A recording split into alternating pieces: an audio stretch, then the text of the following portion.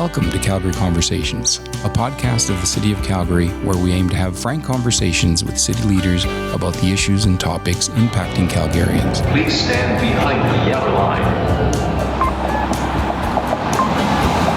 My name is Jose Rodriguez. I am the leader of Media Relations and Employee Communications at the City, and I'm happy to be your host. Welcome back to Calgary Conversations, and it's no secret, it's an election time, and for the political junkies out there, that is like Christmas. It's like the best reality TV show that there is, and it's democracy at work, and we get a front seat to it. So today, we are very fortunate to have our returning officer, Kate Martin, and our Assistant Director of Elections, Andrew Brouwer. So welcome to both of you. Thank you so much. Happy to be here. Thank you. So let's start with an easy question. What exactly are your roles in an election? So in addition to being the city clerk for the City of Calgary, Council has also appointed me as the returning officer. So as the returning officer, my responsibilities really are to administer our municipal election. My role is largely set out in the legislation. And I look after everything from giving notice for nominations, ensuring that we have a process in place so that any Calgarian who's interested in running for office can do so. I'm also responsible for issuing notice of an election, setting up voting stations, making sure that we have workers to work within those voting stations. Also responsible for registering local political parties, slates, and anyone who's interested in advertising. I think, Jose, what's unique and a little bit different about the role of the returning officer is that under our legislation, I have to be independent and impartial in the delivery of my duties. So you're not cheering for anybody this election. You're just making sure everybody's playing by the rules. That is exactly right. And I think that independence and impartiality is important so that Calgarians can trust in our electoral process. Nice. Andrew, where do you fit into this? As you mentioned, I'm the assistant director with the elections team. And Calgary is a big city, obviously, and it's a very complex election to organize. So I basically take on Kate's delegated responsibilities. I oversee the Elections Calgary team, make sure the day-to-day operation, the planning and delivery of the election goes smoothly. In recent months, there has been some changes in the legislation. Some of it's getting a lot of headlines. Maybe you can tell us what those changes in legislation are and how they impact your jobs. Certainly, over the last few months, Government of Alberta has done a number of changes to municipal rules through the various bills. A number of them Calgarians will see at the voting stations. So the first one is the new requirement for municipalities to create and maintain a permanent elector register.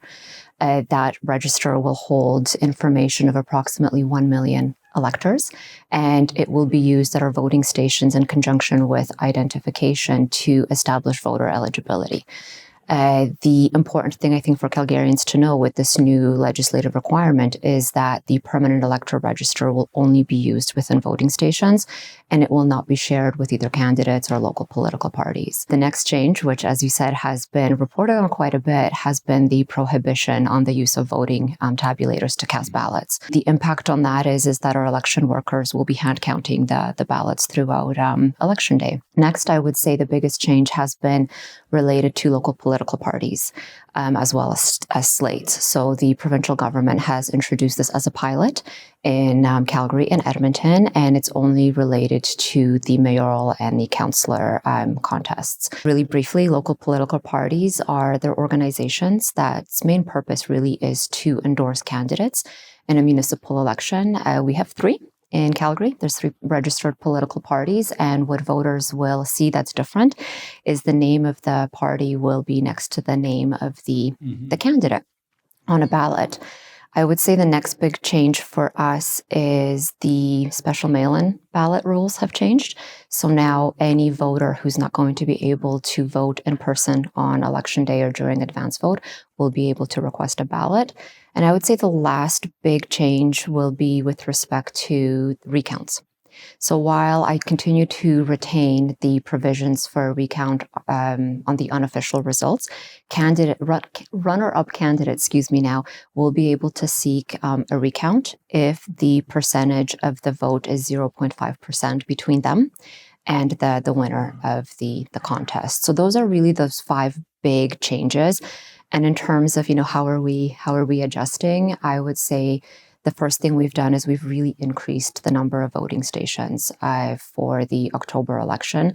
We've also increased the amount of election workers that we will have supporting us. And we've had to make some significant investments in technology. So for a simple fellow like me, having more election stations means less votes theoretically to count at each station. Is that the logic? That's exactly it. That's exactly it, Jose. We're very conscious of making sure that the count is efficient, that the count is conducted with integrity. So when we looked at our election plans, knowing that it will be election workers conducting the count, we really wanted to ensure that it would be a smaller amount of electors heading to the voting stations. So Andrew, maybe a question for you. How many voting stations do we have and how do we select where they go? So on election day currently, we have 261 voting stations across the city. The process to select the voting stations is essentially a data-driven process. So we use population and elector count data that we have available, and we try to equalize the number of voters that are served at each of those stations. We go through a process of inspecting each of those voting stations to make sure that they're physically accessible and that they meet our operational needs. They also have to be within proximity to things like transit. So we try to make the stations accessible. The decision on who determines which stations will be selected and used at the end of the day is made by Elections Calgary. So it's an independent decision. Back to something you said, Kate. You said that we are hiring more elections workers. Are you done hiring yet, or are we still in the hiring process? We will be in the hiring process throughout September. It's important for us to not only hire enough workers in September, but also to keep recruitment open because we want to ensure that we have standby workers as well for October. So is this an opportunity maybe to ask Calgarians out there if they're interested? What should they do?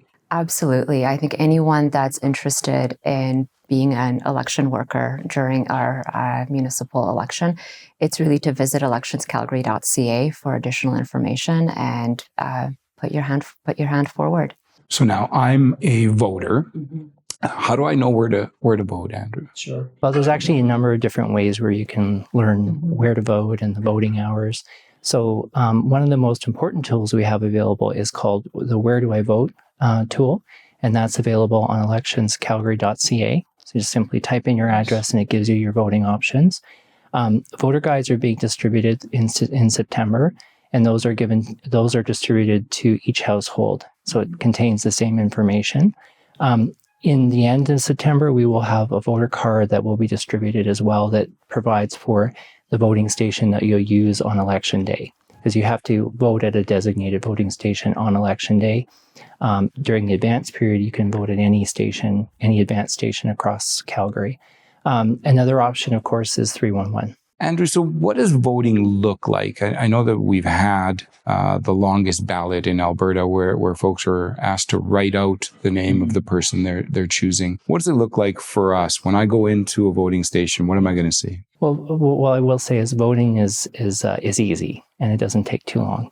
Most important thing to think about before you go to vote is to make sure you have the right ID with you. So if you're on the permanent electors register, you're required to have a piece of government-issued ID that has a photo and your name on it, okay?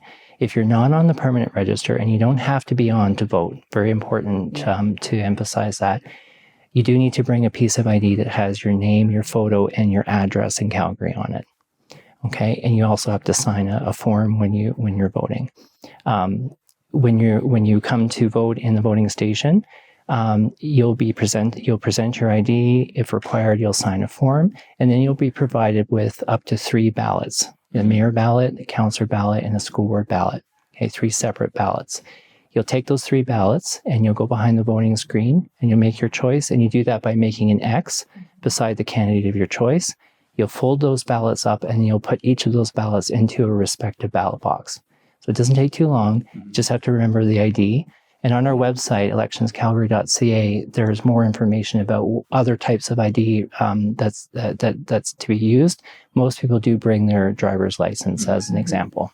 And correct me if I'm wrong, but wasn't there a vouch for your buddy thing that you used to be able to do? Mhm. Is that no longer allowed? Or is No, that is yeah. an option if you don't have identification with your address on it.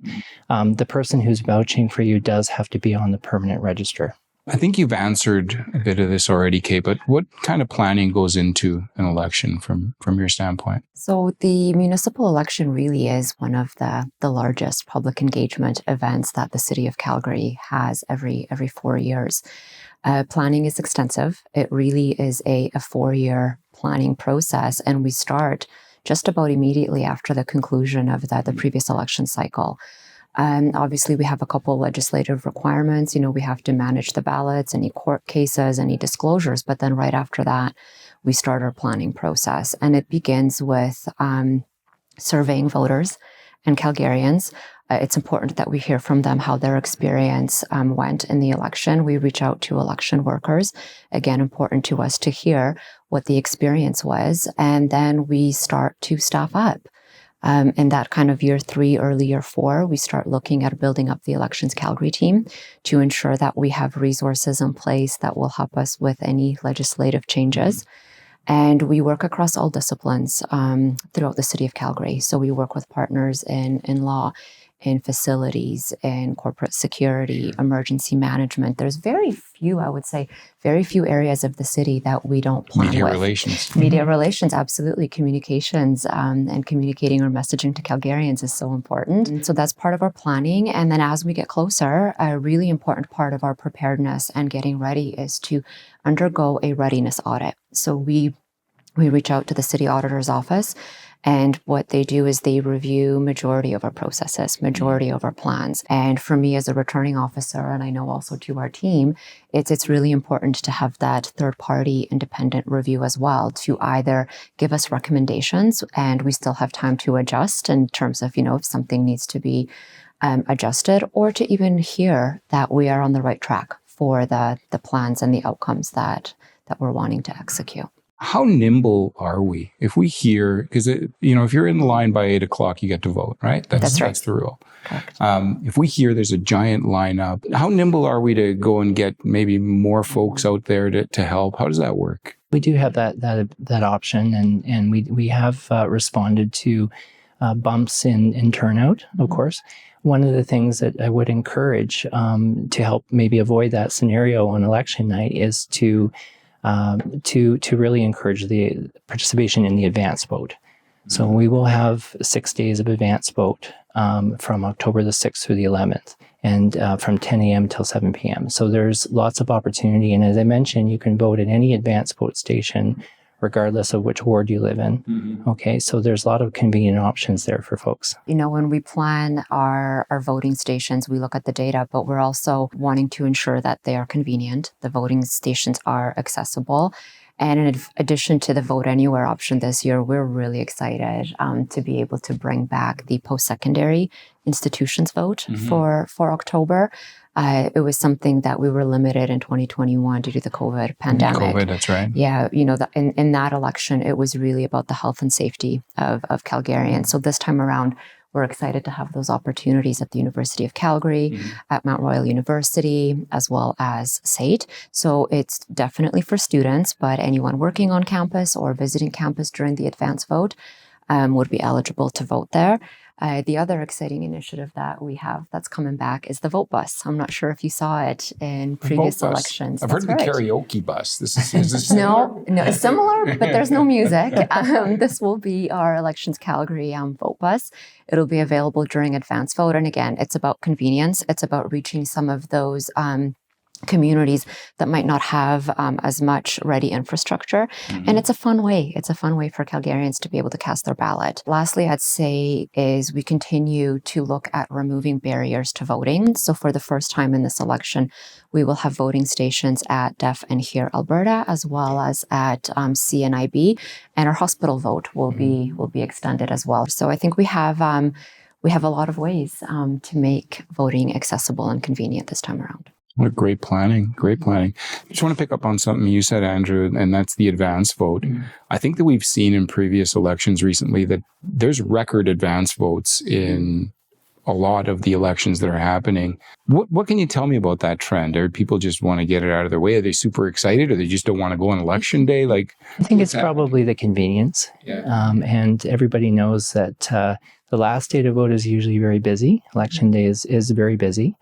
And you're right. Typically in Calgary, we've had about half the folks vote during the advance vote period, and then the balance of them on election day. So then you can imagine how busy that day is. Yeah. Of course, we were ready for that too. We have our 261 voting stations, but if you can make it convenient and you can vote anywhere, it doesn't matter where you are in the city, which ward you reside in, you can vote at that advance station. So if you want to pick one that's close to your work, that might be a convenient option for you. So who's eligible to vote? To vote in the election, the individual has to be a Canadian citizen, 18 years of age, and a resident of Calgary.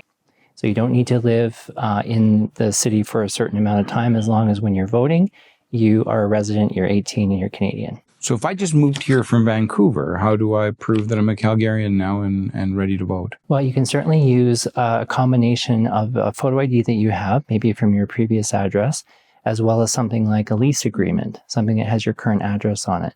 But I would encourage everyone who's just moved to go and look at electionscalgary.ca for more information about that. Now, we've heard about election security, not from things that have happened in elections in Calgary, but in other places. There are headlines around election security. What are you doing to ensure that Calgarians know that their vote is safe? I think Calgarians should be confident that the vote and the ballot that they cast will be secure, both in terms of the voting process, but as well as the ballot itself. Building on 2021, when we surveyed Calgarians after the vote, 99% of the voters that completed the survey said that they felt safe. Thanks to our elections planning. So we will be building on what we had in previous elections, but we've also relooked at our entire model. We've looked at the entire election model, both from the legislative compliance standpoint, we've looked at it from the procedures that we will be implementing, and how will we coordinate our partners. I would say the safeguards that we're going to have in place, starting at the voting station, so that use of that permanent elector register in combination with identification, that is a safeguard and a security measure to ensure that only eligible Calgarians will be casting their ballot. Corporate security, Calgary Police Service will be on standby and ready to respond if needed to ensure we have a safe voting day. We spend a lot of time planning and investing in safeguarding our physical locations, our IT infrastructure, as well as the data that we have. And what I mean by that is our corporate security partners conduct assessments on Elections Calgary's physical locations, but we also look at our election management system. So those are assessed against risks, and mitigation plans are in place. With the permanent elector register, as you can imagine, we will now hold data that has personal information of a lot of electors. So it's critical to us that we are protecting that information, that we are upholding the Protection of Privacy Act, and any system that uses and collects personal information is undergoing what's called privacy impact assessments. Some of the other safeguards that we have in place to ensure that voting is safe this year, I guess it's new, will be our election carts. So we are introducing a new logistics model. We will have secure election carts for the movement of supplies as well as ballots that are traceable. Ballots will be secured within voting stations. Of course, we have a number of election workers that undergo comprehensive training.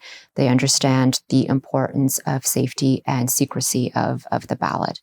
And lastly, I would say is in terms of security, we spend a lot of time with Elections Calgary website.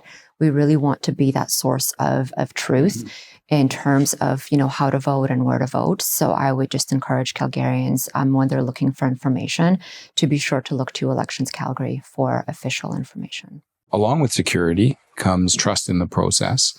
One of the things that has historically always existed is that you have scrutineers at the count and stuff like that. How do we ensure that the count is actually the count? Yeah, talking about transparency in the process for sure. And that's really important. And it's one of the foundations of a trusted election, isn't it? To us, transparency, as Kate mentioned, is really about sharing information about what that process is. So what is the voting process? What are the rules around it? But also the roles and responsibilities of all the different participants. So the responsibilities of the voter, the candidate, the scrutineer who supports them in the voting station, as well as local parties. So there's different entities in the election process. We have a role of sharing information with them about what that is and what the rules are around it.